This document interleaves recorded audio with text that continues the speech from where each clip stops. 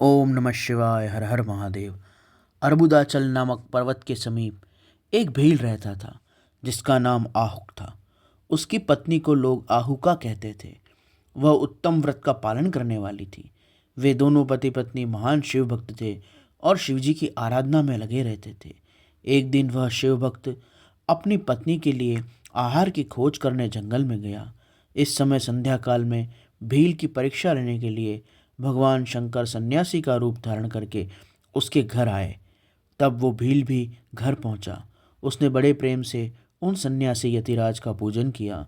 उनके मनोभाव की परीक्षा के लिए उन यतीश्वर ने दीनवाणी में कहा, भील, आज रात में मुझे यहाँ रहने के लिए स्थान दो। सुबह होते ही मैं यहाँ से चला जाऊँगा। तब उस भील ने कहा, स्वामी जी, आप ठीक कहते हैं, पर मेरी बात सुनिए। मेरे घर का स्थान बहुत छोटा है, उसमें आप कैसे रह सकते हैं। भील की यह बात सुनकर वह यति वहाँ से जाने लगे। तब भीलिनी ने कहा, प्राणनाथ, आप स्वामी जी को स्थान दे दीजिए। घर में आए हुए अतिथि को निराश न लौटाइए। आपके गृहस्थ धर्म में ऐसा करने से बाधा पहुंचेगी। आप स्वामी जी के साथ सुखपूर्वक घर के भीतर रहिए। मैं अस्त्र शस्त्र लेकर बाहर खड़ी रहूंगी। पत्नी की ऐसी बात सुनकर उसने सोचा कि स्त्री घर से बाहर निकाल दूं और मैं भीतर रहूं, ऐसा कैसे हो सकता है। और इस बूढ़े वृद्ध सन्यासी का भी जाना अधर्म कारक है। अतः मेरे लिए यह अनुचित है। इसलिए मुझे घर के बाहर रहना चाहिए और सन्यासी जी को घर के भीतर स्थान देना चाहिए। जो होना होगा वह होकर रहेगा। ऐसा सोचकर आग्रह करके उसने स्त्री को और सन्यासी को घर के भीतर रहने दिया और वह स्वयं बाहर शस्त्र लेकर खड़ा रहा। रात में जंगली, क्रूर और हिंसक पशुओं ने उस पर हमला किया। उसने यथाशक्ति उनसे बचने का प्रयत्न किया, परंतु वह नहीं बच पाया। प्रारब्ध प्रेरित हिंसक पशुओं ने उसे खा लिया। प्रातःकाल उठकर जब उस यति ने देखा कि हिंसक पशुओं ने उस वनवासी भील को खा लिया है, तब वह यति सन्यासी बड़े दुखी हुए। उन्हें देखकर भीलनी भी दुखी हुई और धैर्यपूर्वक बोली, स्वामी जी, आप दुखी क्यों हो रहे हैं।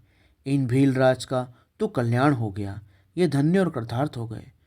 इन्हें ऐसी मृत्यु प्राप्त हुई। अब मैं चिता धारण करके और सती व्रत का अनुशीलन करूंगी। आप प्रसन्नतापूर्वक मेरे लिए एक चिता तैयार कर दें। उस भीलनी की ऐसी बात सुनकर वहाँ पर उन यति ने एक चिता तैयार कर दी और उसमें अग्नि प्रज्वलित कर दी। जब वो भीलनी उस चिता में जाने लगी, तब भगवान शिव उस सन्यासी रूप को त्याग कर अपने वास्तविक रूप में प्रकट हो गए और बोले, तुम धन्य हो, मैं तुम पर प्रसन्न हूँ। इच्छा अनुसार वर मांग लो। तुम्हारे लिए मुझे कुछ भी अदेय नहीं है। भगवान शंकर का यह वचन सुनकर भीलनी को बड़ा सुख मिला। वह भाव विभोर हो गई। उसे किसी बात की सुध न रही। उसकी इस अवस्था को लक्ष्य करके भगवान शंकर और भी प्रसन्न हुए। उसके न मांगने पर भी उन्होंने वर देते हुए कहा, मेरा जो यति रूप है वह भावी जन्म में हंस रूप से प्रकट होगा और प्रसन्नतापूर्वक तुम दोनों का विवाह करवाएगा। यह भील निषद देश की राजधानी में वीरसेन का पुत्र होगा। इसका नाम नल होगा। तुम विदर्भ नगर में भीमराज की पुत्री होगी। तुम्हारा नाम दमयंती होगा। तुम दोनों मिलकर राज्य करोगे और उसके बाद मोक्ष भी प्राप्त करोगे, जो बड़े बड़े योगियों के लिए भी दुर्लभ है। ऐसा कहकर भगवान शिव उस समय वहाँ अपना एक स्वरूप लिंग रूप से स्थापित करके वहीं पर स्थिर हो गए।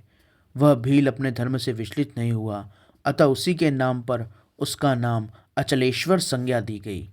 दूसरे जन्म में वह आहुक नामक भील निषेध नगर में वीरसेन का पुत्र हो नल के नाम से विख्यात हुआ और आहुका नाम की वह भीलनी विदर्भ नगर में राजा भीम की पुत्री दमयंती हुई और वे यतिनाथ शिव वहाँ हंस रूप से प्रकट हुए।